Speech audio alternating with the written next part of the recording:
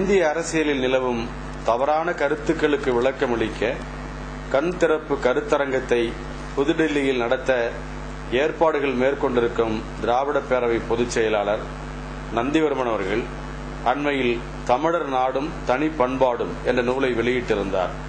அந்நூலுக்கு உணர்ச்சி கவிஞர் காசி அனந்தன் அவர்கள் எழுதிய பாடலில் நற்றமிழ் அறிஞன் நந்திவர்மன் பெற்ற தன் தாய்மண் காக்கும் பேரரன் காரிருள் சூழ்ந்த காலை எம் மண்ணில் பேரொளி பாய பிறந்த முடிநிலா ஆய்வினால் எழுத்தினால் அருந்தமிழ் மண்ணின் தேய்வினை நிமிர்த்தும் தேர்ந்த எழுதுகோல் கனவிலும் தமிழர் களத்திடை உலவும் இனமானத்தின் இன்னொரு வடிவம் செந்தமிழ் ஆங்கிலம் கலப்பார் இழிசெயல் கொத்தி எரியும் இருப்பு கோடரி இன்னுயிர் தமிழை மிதிக்கும் இழிபகை முன் இடி ஓசை முழக்கும் போர்ப்பறை இடுகை விலங்கொடு வாழிழி தமிழர் விடுதலை காண வெடிக்கும் எரிமலை ஈழம் வாழும் இன்னுயிர் தமிழனை நாளும் அணைக்கும் நற்றமிழ் உறவு வல்லான் நந்திவர்மன் நல்லான் அவன் வழி நடத்தலும் இனிதே என்று உணர்ச்சி கவிஞர் காசி அனந்தன் அவர்கள் அந்த நூலுக்கு சிறப்பான அணிந்துரையை அவர்கள் வழங்கியிருக்கிறார்கள். இப்பொழுது ஈழம் பற்றிய கருத்துக்களை அவர்களோடு செவி கண்டு விவாதிக்க இருக்கிறோம். வணக்கம் திரு நந்திவர்மன் அவர்களே. தமிழீழம் பற்றி நீங்கள் நிறைய பேசியிருக்கிறீர்கள், எழுதியிருக்கிறீர்கள், எழுதி வருகிறீர்கள், பேசி வருகிறீர்கள். முதலாக தமிழீழம் பற்றி எப்போது பேச எழுத தலைப்பட்டீர்கள்? வணக்கம் வந்திருக்கேன்.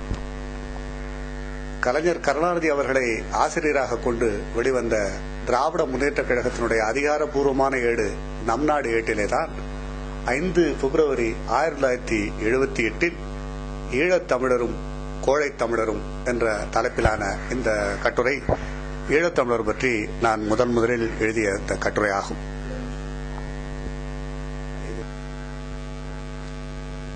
எப்போதுமே இந்தியாவிலே இலங்கை பிரச்சனை என்று சொன்னால் அது ஏதோ அந்த நாட்டினுடைய உள்நாட்டு சிக்கல், அதில் இந்தியா தலையிடக்கூடாது என்கிற வாதத்தை முன்வைப்பவர்கள் இருக்கிறார்கள்.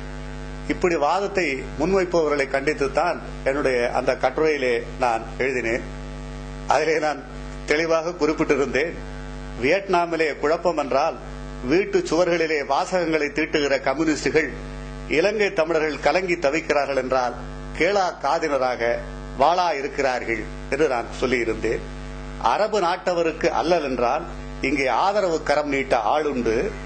அன்னை தமிழ் நிலத்தில் தன் இனத்தவனுக்கு தரணியில் எங்கேனும் தீங்கென்றால் தாங்கிக் கொண்டாகத்தான் வேண்டும் தமிழன். இது உள்நாட்டு சிக்கல் என கையை உதறிடுவோரே இந்தியாவில் மிகுதியாக இருக்கிறார்கள் என்றெல்லாம் அந்த கட்டுரையில் எழுதியதால் அறிஞர் அண்ணா அவர்கள் இதை பற்றி சொன்ன கருத்தை மேற்கோளாக காட்டி திராவிட இயக்கங்கள் எப்போதுமே இலங்கையில் நடக்கிற இந்த மோதல்களை, போர்களை, அங்க மக்கள் படுகிற இன்னல்களை உள்நாட்டு சிக்கல் என்று சும்மா விட்டுவிடக்கூடாது என்பதற்காக அறிஞர் அண்ணா அவருடைய மேற்கோளை அந்த கட்டுரையிலே நான் காட்டியிருந்தேன். அண்ணா அவர்கள் சொல்லுகிறார்கள், தமிழ் இனத்தாரை சிங்களவர்கள் அழித்து விட வேண்டும் என்ற முயற்சியிலே வஞ்சகமாக ஈடுபடுகிற போது அதை உள்நாட்டு சம்பவம் என்று விட்டுவிட முடியுமா? கணவனும் மனைவியும் வீட்டுக்குள் அமைதியான வாழ்வு நடத்துகிற போது, கொஞ்சி குலவுகிற போது அங்கு பக்கத்து வீட்டுக்காரனுக்கு வேலை இல்லை. ஆனால் மனைவியின் கழுத்தை அறுக்கின்ற கணவன் கொடுவாள் தூக்கிவிட்ட பிறகு அதை கண்ட மனைவி ஐயோ ஐயோ என்னை காப்பாற்ற யாரும் இல்லையா என்று அலறுகிற போது அது பக்கத்து வீட்டு விஷயமாகாது, பக்கத்து வீட்டுக்காரன் பாய்ந்துதான் ஆக வேண்டும் என்று அறிஞர் அண்ணா அவர்கள் அந்த தன்னுடைய தம்பிக்கு கடிதங்களில் எழுதியிருக்கிறார்கள்.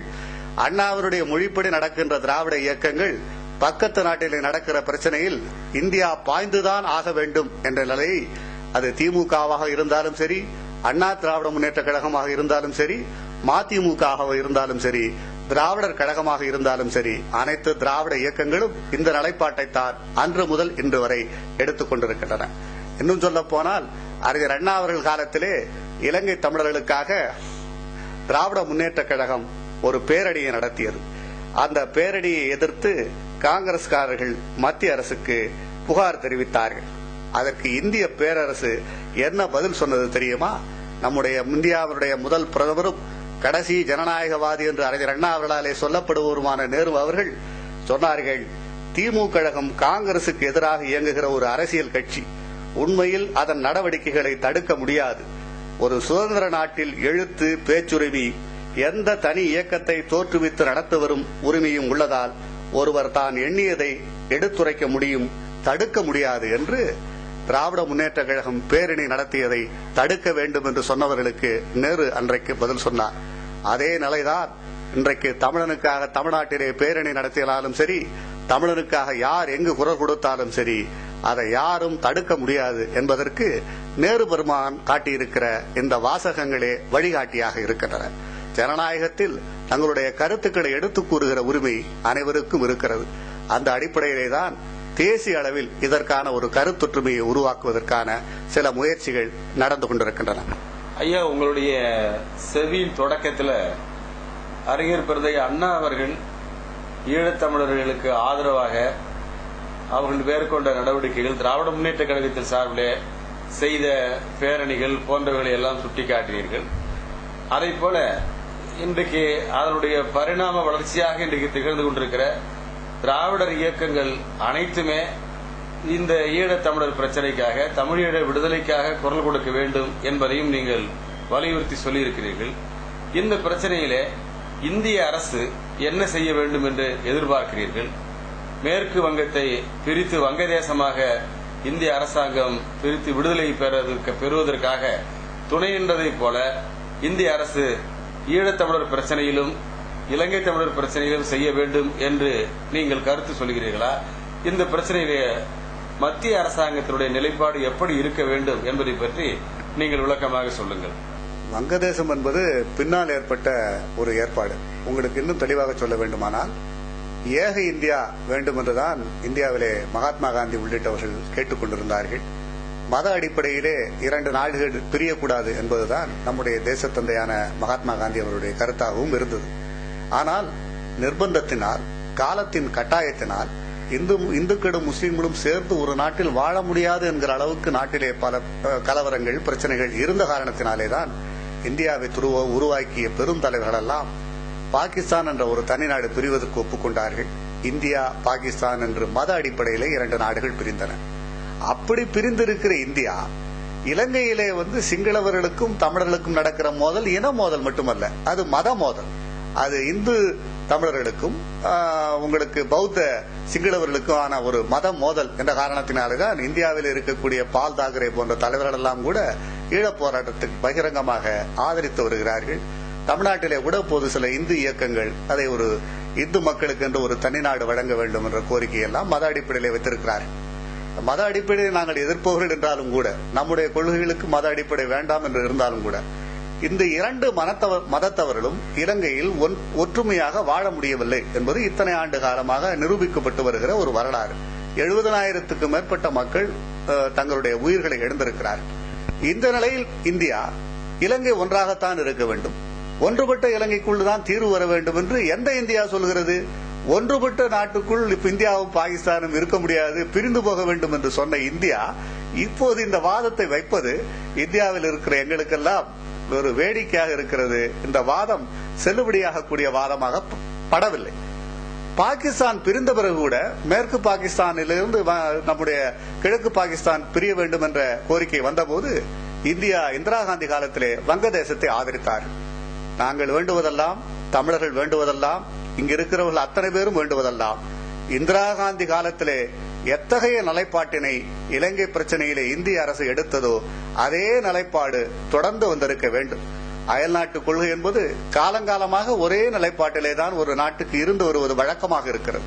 ஆனால் இலங்கை பிரச்சனையிலே மட்டும் நம்முடைய அரபு நாட்டு ஆதரவு, அரபு நாடை ஆதரிப்பதிலே இந்தியா அன்று முதல் இன்று வரை எத்தனை அரசுகள் மாறினாலும் ஒரே நிலைப்பாட்டை மேற்கொண்டு வருகின்றன. ஆனால் இலங்கை பிரச்சனையிலே மட்டும் இந்திரா காந்தி காலத்திலே கையாண்ட அந்த அணுகுமுறையை இவர்கள் கைவிட்டு விட்டார்கள். இன்னும் ஒன்று வாதத்துக்காக சொல்வார்கள், இலங்கையிலே தமிழீழம் பிரிந்து விட்டால் இங்கே அவர்கள் தமிழ்நாடு கேட்பார்கள், தமிழருடைய தேசியம் வலுப்பெற்றுவிடும் என்றெல்லாம் சொல்லுவார்கள். இதே வாதத்தை தான் வங்கதேசம் பிரிந்த போது கூட சொன்னார்கள். இரண்டு மேற்கு வங்கமும் கிழக்கு வங்கமும் ஒன்றாகி ஒரு வங்க தேசியம் உருவாகிவிடும் என்றெல்லாம் அச்சம் எழுப்பினார்கள், பிரச்சனையை கிளப்பினார்கள். அப்படி நடக்கவில்லை. இன்றைக்கு வங்கதேசம் தனி நாடாக இருக்கிறது. மேற்கு வங்கம் நம்முடைய புததேவ பட்டாச்சாரிய ஆட்சியிலே அது சிறப்பான முன்னேற்றங்களை இடதுசாரிகள் ஆட்சியிலே அங்கே பெற்றுக் கொண்டிருக்கிறது. எனவே ஒரு மதத்தவர் ஒரு நாட்டிலே இருப்பது என்பது நடக்கும் என்றால் அரபு நாடுகள் அத்தனையும் ஒரே நாட்டிலே இருக்க வேண்டும். ஒரு மொழி பேசுகிறவர்கள் ஒரே தேசிய கட்டமைப்பில் இருக்க வேண்டும் என்று சொன்னால் இன்றைக்கு மேற்கு வங்கமும் வங்கதேசமும் ஒரு நாடாக இருக்க வேண்டும். அப்படிப்பட்ட ஒரு நிலைமை ஒரு காலம் இந்தியாவிலே உருவாக போவதில்லை. எனவே அதை காரணம் காட்டி ஈழப் பிரச்சனையை இந்திய அரசோ இந்தியாவில் இருக்கிற அரசியல்வாதிகளோ தள்ளி வைக்க நினைப்பதே தவறான கருத்து என்பது என்னுடைய கருத்தாகும். பாகிஸ்தானுடைய ஆதிக்கத்திலிருந்து, பாகிஸ்தானுடைய அடக்குமுறையிலிருந்து வங்கதேசம் விடுதலை பெறுவதற்கு இந்திய அரசு, குறிப்பாக அம்மையார் இந்திரா காந்தி அவர்கள் பிரதமராக இருந்த அந்த அரசு எடுத்த நடவடிக்கைகளை நீங்கள் விளக்கமாக இங்கே எடுத்து சொல்லியிருக்கிறீர்கள். அதேபோல தமிழ் ஈழமும் இலங்கையிலே இருந்து பிரிவதுதான் சரியான தீர்வு என்றும் வற்புறுத்தியிருக்கிறீர்கள். தமிழ் ஈழம் விடுதலை பெறுவதால், இலங்கையிலிருந்து பிரிவதால் யாருக்கு நன்மை ஏற்பட போகிறது என்பதை பற்றி சற்று விளக்கமாக சொல்லுங்கள். இலங்கையும் தமிழீழமும் பிரிவதால் இரண்டு நாட்டுக்கு லாபம். இதற்கு முன்னுதாரணமே இருக்கின்றன. நம்முடைய சிங்கப்பூரை எடுத்துக்கொள்ளுங்கள். சிங்கப்பூர் ஒரு காலத்திலே மலேசிய கூட்டமைப்பிலே இணைந்தது. மக்கள் அனைவரிடத்திலும் பொது வாக்கெடுப்பு நடத்தி 1962 செப்டம்பர் 1 பொது வாக்கெடுப்பு நடத்தி 74 விழுக்காடு மக்கள் மலேசிய ஒன்றியத்திலே சேர வேண்டும் என்று சிங்கப்பூரை மலேசிய ஒன்றியத்திலே கொண்டு போய் சேர்த்தார்கள்.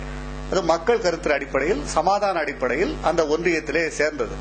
பிறகு பிரச்சனைகள் வந்தபோது மலேசியாவினுடைய பிரதமராக இருக்கிற துங்கு அப்துல் ரஹ்மான் அவர்கள் இப்படி ஒன்றாக இருந்து கொண்டு பிரச்சனைகளை சந்திப்பதை விட பிரிந்து விடுவது நல்லது என்று நினைத்தார்கள். அந்த அடிப்படையிலே தான் 9 ஆகஸ்ட் 1965 சிங்கப்பூர் பிரிந்தது, மலேசியா தனியாயிற்று. இப்படி அமைதியாக சேர்ந்தன, அமைதியாக இரண்டு நாடுகள் பிரிந்தன. இப்படி பிரிந்ததன் காரணமாக இன்றைக்கு அந்த நாடுகள் பொருளாதாரத்தின் உச்சநிலையை எட்டிவிட்டிருக்கின்றன.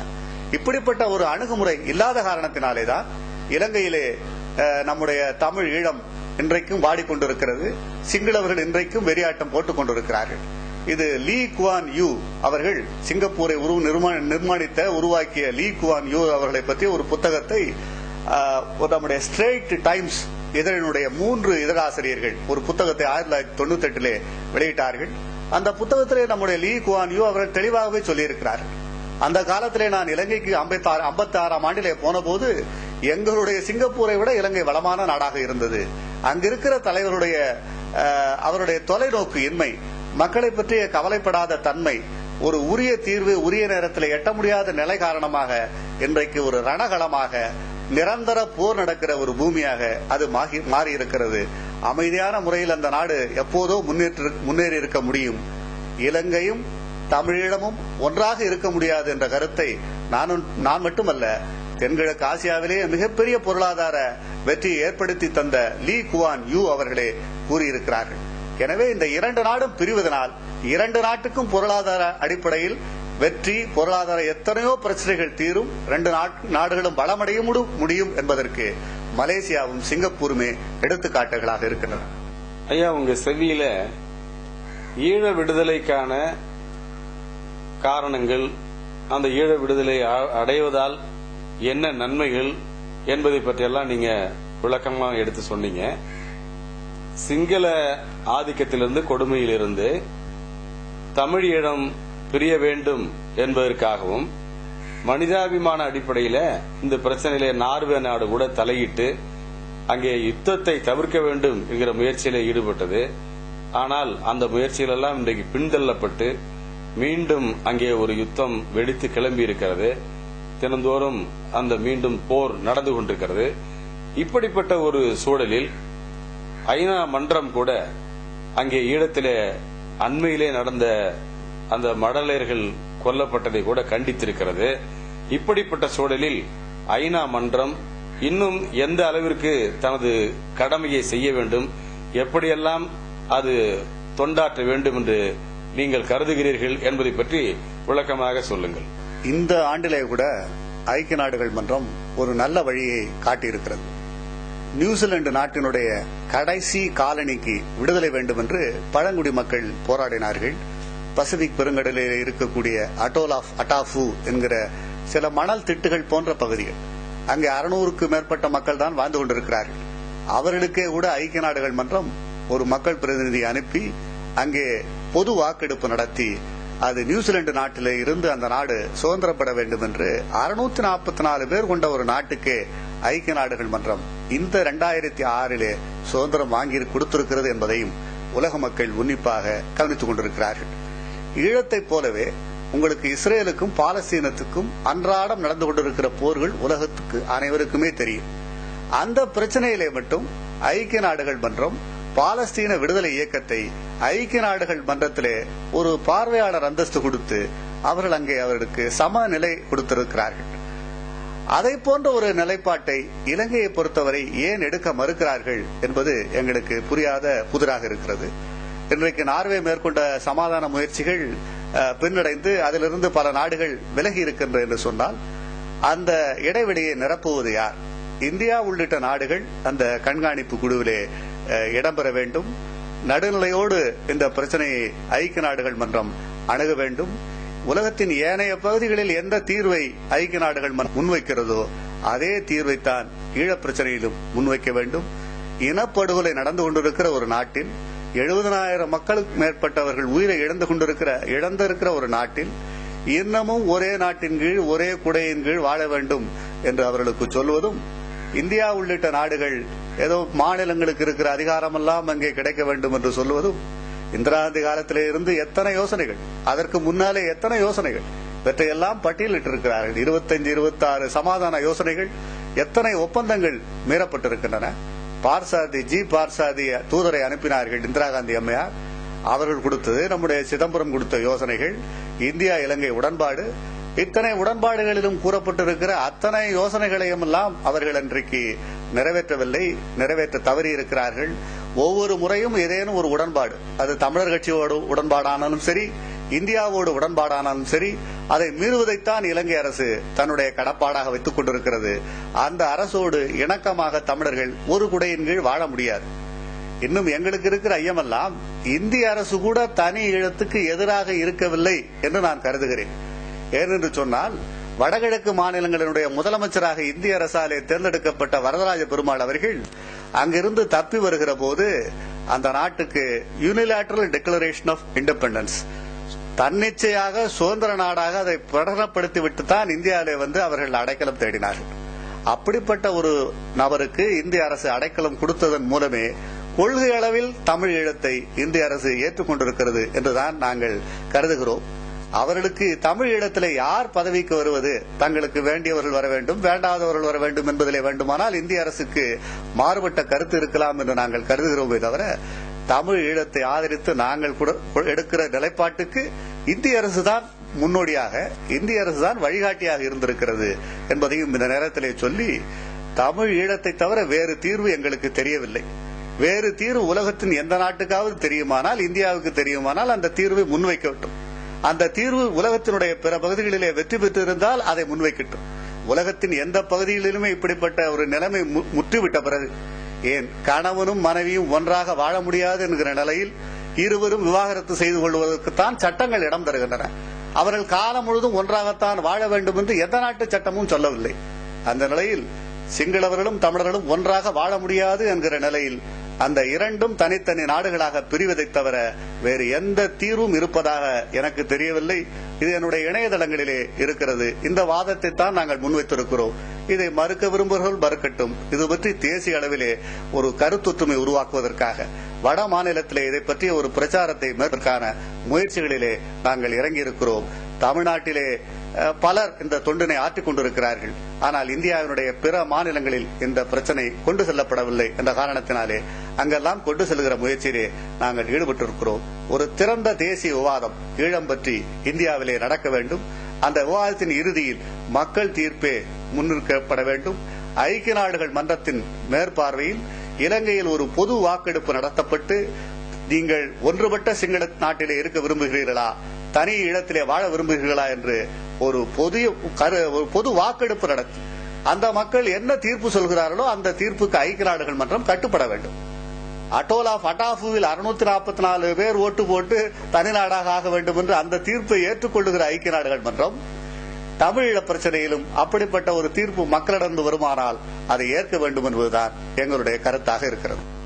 ஏறத்தாழ 100 ஆண்டு காலமாக இலங்கையில் தமிழர்கள் உரிமையிழந்து வாடுகிறார்கள், கண்ணீர் வடிக்கிறார்கள், ரத்தம் சிந்துகிறார்கள்.